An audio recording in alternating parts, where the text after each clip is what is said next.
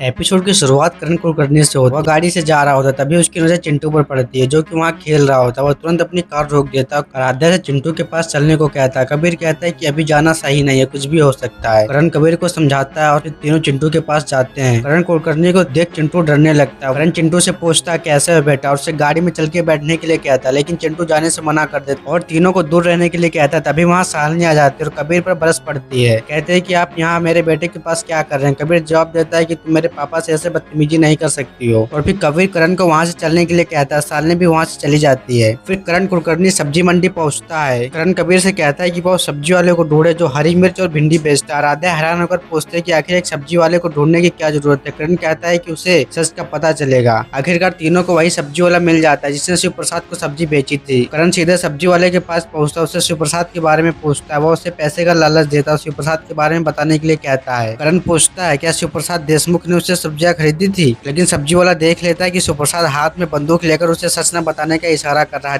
डर के मारे सब्जी वाला झूठ बोल देता है कि शिव प्रसाद पटेल उसके पास आया था, न कि शिव प्रसाद देशमुख। यह सुनकर करण और भी उलझन में पड़ जाता है और कहता है कि तू झूठ बोल रहा है। फिर वो सच पता लगाने के लिए मनीष को कॉल करता है। इधर विक्की शर्मा शालिनी से मिलता है। शालिनी पूछते है कि अब क्या बचा है, वो यहाँ क्यों आया है। विक्की कहता है कि शालिनी मैं तुमसे सच में प्यार करता हूँ, लेकिन तुमने मुझे धोखा दिया। शालिनी का पारा हाई हो जाता है और शालिनी उसे इस मुद्दे पे बात करने के लिए रोकती है। विक्की शालिनी से कहता है कि केस वापस ले लो, मैं तुम्हारी जिंदगी से हमेशा के लिए चला जाऊंगा। और शालिनी को कागज पकड़ाकर साइन करने के लिए कहता है, लेकिन शालिनी कागज फाड़ देती है। देख विक्की गुस्सा 7वें आसमान पर पहुंच जाता है और वह शालिनी पर बंदूक तानकर उसे धमकाने लगता है, लेकिन शालिनी डरने के बजाय गुंडों से भिड़ जाती है। उधर करण मनीष से कहता है कि मंडी में हुए झगड़े की पूरी जानकारी निकालो। बताता है कि मामला शिव प्रसाद के घर के पास वाले थाने में दर्ज हुआ और उसे इस केस की हर छोटी बड़ी जानकारी चाहिए। आराध्या उससे पूछते कि क्या उसे शिव प्रसाद पर शक है। वह कहती है कि शिव प्रसाद एक डरपोक इंसान है और उसके पीछे समय बर्बाद करने का कोई फायदा नहीं, लेकिन करण पूरे विश्वास के साथ कहता है कि शिव प्रसाद ही परशुराम है। दूसरी तरफ शालिनी को उससे विक्की शर्मा के घर का पता देता है और कॉल काट देता है। इधर मनीष ओमकार और संकल्प को थाने जाकर यह पता लगाने का आदेश देता है कि मंडी में झगड़े में कौन कौन शामिल था। तभी नर्मदा उससे पूछते कि आखिर क्या चल रहा है। मनीष बताता है कि करण को शक है कि शिव प्रसाद कोई छिपी हुई पहचान है, वह कोई साधारण आदमी नहीं और कई बार उसका व्यवहार बहुत मिस्टीरियस लगता है, इसलिए करण उसके पास्ट की पूरी सच्चाई जानना चाहता है। उधर भूमिका नर्मदा और उसके परिवार पर भड़क जाती है। वह कहते हैं कि वे शालिनी की खुशियां बर्बाद करने पर तुले हुए हैं। कल कोर्ट में केस की सुनवाई और नर्मदा के दामाद को अपने अपराधों की सजा जरूर मिलेगी। वह कहती है कि आराध्या ने उसे शादी करके बहुत बड़ी गलती की और अब उसे अपनी गलती की कीमत चुकानी पड़ेगी। नर्मदा भूमिका को उनके पारिवारिक मामलों में दखल न देने की चेतावनी देती है। भूमिका भी नर्मदा को चेतावनी देती है कि उनके बुरे कर्मों का हिसाब उन्हें बहुत जल्द चुकाना पड़ेगा। एपिसोड खत्म होता है। आगे की कहानी देखिए अगले एपिसोड में। धन्यवाद दोस्तों।